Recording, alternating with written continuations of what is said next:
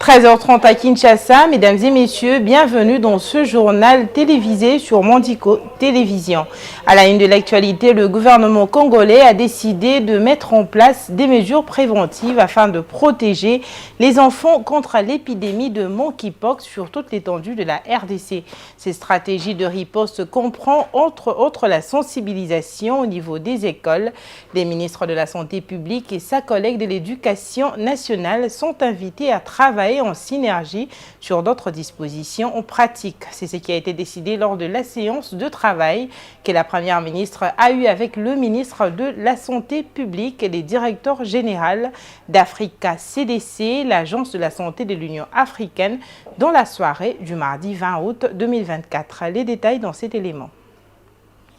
Le gouvernement de la République démocratique du Congo est mobilisé pour une bonne riposte contre l'épidémie de monkeypox qui a déjà causé la mort de 548 personnes dans le pays. La première ministre Judith Suminwa Tuluka avec le ministre de la Santé publique, Hygiène et Prévoyance sociale, Samuel Roger Kamba Moulamba et Jean Kasseya, directeur général d'Africa CDC, ont discuté des mesures préventives efficaces à mettre en place à 2 semaines de la rentrée scolaire afin de protéger les enfants contre cette épidémie. En plus d'autres stratégies, il y aura une grande sensibilisation sur les mesures barrières contre cette maladie au niveau des écoles. Pour le ministre de la Santé, le gouvernement central multiplie donc les efforts pour répondre à toutes les étapes de la lutte contre cette épidémie à travers la sensibilisation, la vaccination et la prise en charge des malades. Une implication conforme au pilier 4 de son programme d'action relatif à l'accès aux services de base. Nous avons effectivement annoncé 49 millions, mais c'est pour l'utilisation de besoins assez précis. Et comme vous venez de le dire vous-même, rien que la vaccination, nous sommes autour de 600 millions. Vous voyez que les 49 millions, ce n'est pas le budget total. Vous voyez qu'on va monter encore en puissance parce qu'effectivement, nous adaptons notre plan régulièrement et nous sommes très accompagnés par l'Africa CDC dans cette mobilisation de ressources. D'ailleurs, grâce à l'Africa CDC, nous avons déjà pu effectivement avec l'Union européenne sécuriser 215 000 doses, comme on vient de dire. Donc les Congolais doivent s'attendre à ce que nous répondions à toutes les étapes de cette riposte, à l'étape de la sensibilisation, à l'étape de la vaccination, à l'étape de la prise en charge des malades. Dans cette lutte engagée pour barrer la route à la variole du singe, l'Agence nationale de santé de l'Union africaine prête main forte à la RDC. Nous avons une grande équipe qui travaille sous le leadership du ministre ici. Nous avons commencé à donner des appuis de toutes sortes et nous avons déjà annoncé aussi les efforts que nous avons effectués pour les vaccins, pour renforcer la surveillance, pour renforcer les laboratoires.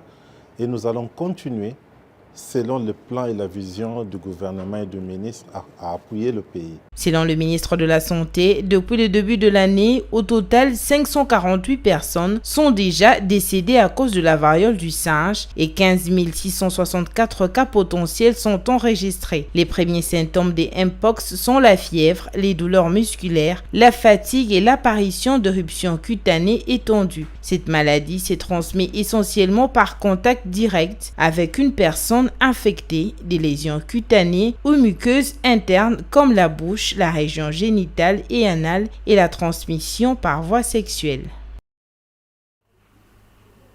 Et de son côté, la Grande-Bretagne est prête à accompagner la lutte contre la variole de singe en République démocratique du Congo. C'est son ministre des Affaires étrangères pour l'Afrique qui a promis une enveloppe de plus de 3 millions de livres sterling, soit 4 millions de dollars américains pour l'éradication de mpox et le choléra en RDC. Cette annonce a été faite lors de sa visite à l'Institut national de recherche biomédicale INRB en sigle à Kinshasa, à l'ouest de la RDC. Cette nouvelle a été bien accueillie par les responsables de l'INRB. Suivez.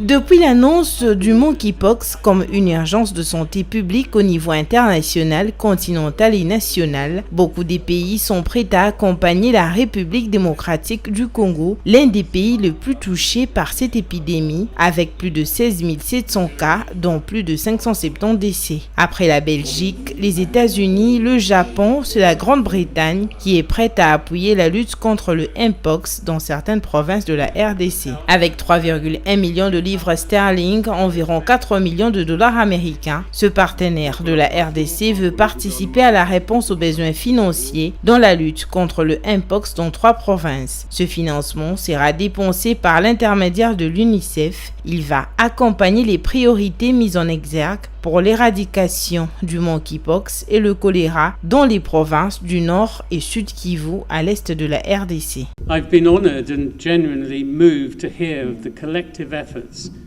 Je suis très honoré et très ému de voir l'effort collectif conjugué par beaucoup de gens dans cette salle et ceux qui sont en ligne de front également pour combattre ces menaces de maladies multiples et récurrentes auxquelles la RDC fait face dans des circonstances très complexes. La dernière semaine, comme vous le savez, l'OMS a déclaré l'Mpox comme une urgence en santé publique à portée internationale. C'est un défi que nous devons tous relever. Aujourd'hui, je suis très ravi de vous annoncer que le gouvernement anglais est engagé à donner jusqu'à 3,1 millions de livres au nouveau partenariat avec l'UNICEF qui va appuyer le gouvernement congolais dans la riposte. Ce geste posé par la Grande-Bretagne a été salué par le ministre de la Santé publique, Hygiène et Prévoyance sociale. Le représentant du ministre a réitéré l'engagement du gouvernement en matière de prévention et la lutte contre le Mpox et d'autres maladies infectieuses. La collaboration entre le gouvernement de la République démocratique du Congo et l'UNICEF va bien au-delà des partenariats financiers. Il est l'incarnation de notre engagement commun pour renforcer notre système de santé, à garantir l'accès aux soins pour les populations les plus vulnérables et à promouvoir les interventions sanitaires essentielles comme la vaccination. L'Institut national de recherche biomédicale, qui mène des études sur les différentes épidémies au pays, à travers son directeur général, a présenté les différents défis de cette institution, mais aussi les réalisations de l'INRB dans la lutte contre les épidémies en RDC comme à l'étranger. En collaboration avec NIH aux États-Unis, l'INRB a développé un anticorps monoclonal, MAB114, qui a été approuvé en décembre 2020 par la FDA comme traitement spécifique d'Ebola Zaïre chez les enfants et chez les adultes infectés par le virus Ebola. Depuis lors, Ebola est devenue une maladie traitable et nous a permis de sauver des vies. Dans le cadre de la lutte contre le Mpox en RDC, le pays attend les premières doses de vaccins dans les prochains jours. Il va permettre de vacciner plus de 4 millions de personnes, dont 3,5 millions d'enfants. Toujours dans le même chapitre, d'ici quelques jours, l'Afrique pourrait commencer la vaccination contre le Mpox selon l'Agence de santé publique panafricaine, les CDC Africa. Les centres africains de contrôle de prévention des maladies ont travaillé avec les pays confrontés à des épidémies sur des stratégies logistiques de communication pour déployer les doses des vaccins qui doivent arriver suite aux engagements de l'Union européenne, des États-Unis et du Japon. Diane Bonga nous fait le point. Washington a promis 50 doses, tandis que Tokyo a signé avec les autorités pour 3,5 millions de doses uniquement pour les enfants. Pays d'environ 100 millions d'habitants, la RDC compte vacciner 4 millions de personnes, dont 3,5 millions d'enfants, selon un responsable de la cellule de riposte. La recrudescence de cas au Congo et dans les pays voisins a poussé l'Agence de santé publique panafricaine à déclencher le 13 août nous sont plus haut degré d'alerte. L'épidémie est caractérisée par un virus plus contagieux et plus dangereux avec un taux de mortalité estimé à 3,6%. Les États africains ont signalé plus de 1400 cas supplémentaires du Mpox au cours de la semaine dernière, portant le nombre total de cas dans les 12 pays africains touchés à peu près 19 000 depuis le début de l'année. Changeons de chapitre à présent, le vice-premier ministre chargé de l'Intérieur, de la Sécurité, de la décentralisation et des affaires coutumières, Jacquemain Chabani, est arrivé mardi après-midi dans la ville de Kolwezi, chef-lieu de la province du Lualaba, à l'occasion des travaux de la première session de la commission permanente mixte défense et sécurité RDC Angola, ouvert samedi 17 août 2024 par son directeur de cabinet. Jacquemain Chabani a présidé le Conseil supérieur de la sécurité, réunissant les officiers supérieurs de la police, des FRDC, les chefs des corps des services, les maires des villes, les bourgmestres ainsi que les administrateurs des territoires de la dite province, y compris les chefs des secteurs. Suivez les comptes rendus de la réunion fait par Fifi Masuka, gouverneur du Lualaba. Je prends la parole au nom de toutes les 5 provinces qui sont aux assises dans la province du Lualaba, c'est-à-dire le Congo central, le Kasaï central, le Kwango et la province du Lualaba, afin de pouvoir donner les comptes rendus de la réunion de sécurité présidée par le vice-premier ministre et ministre de l'Intérieur. Nous avons su épingler la situation sécuritaire dans nos 5 provinces. Aujourd'hui, nous pouvons dire que la sécurité dans ces 5 provinces est relativement calme et bien entendu, les petits problèmes ne manquent pas. Nous allons trouver des solutions et les grands problèmes de toutes les 5 provinces ont été donnés au vice-premier ministre et ministre de l'Intérieur qui a promis des solutions rapides à toutes les préoccupations de nos 5 provinces. Et pour finir, le couple Obama a fait une entrée remarquable à Chicago mardi au 2e jour de la Convention nationale des démocrates. Michelle et Barack Obama ont apporté leur soutien à Kamala Harris qui a été officiellement investie candidate démocrate pour la présidentielle de novembre prochain. Merveille Loabéa nous en dit plus.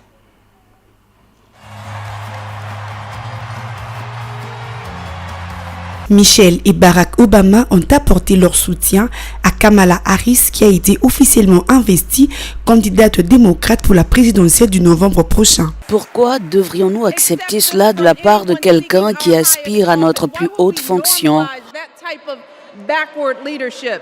Pourquoi tolérer ce type de leadership rétrograde? Cela ne fait que dégrader notre politique et décourager ceux qui veulent s'impliquer pour le bien commun. Nous méritons mieux que cela. Nos parents nous ont appris à viser plus haut, à défendre des valeurs plus nobles. C'est pourquoi il est essentiel de tout faire pour élire des personnes de cœur et de principe comme Kamala Harris et Tim Walz. Nous n'avons pas d'autre choix.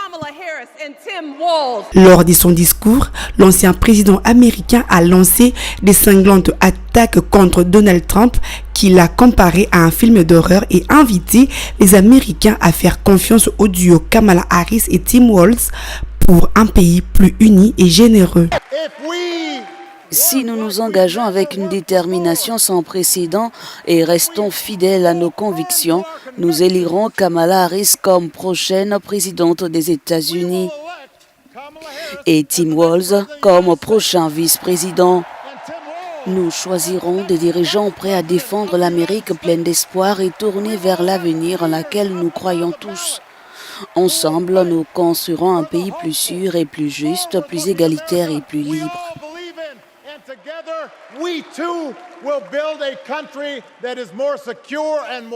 Il est probable que le couple Obama joue un rôle important dans la campagne de Kamala Harris dans les mois à venir. La course à la Maison-Blanche est encore très serrée. Les démocrates auront besoin de toutes leurs forces. La convention démocrate prend fin jeudi. Voilà, c'est par cet élément que prend fin ce journal de la mi-journée sur Mondico Télévision.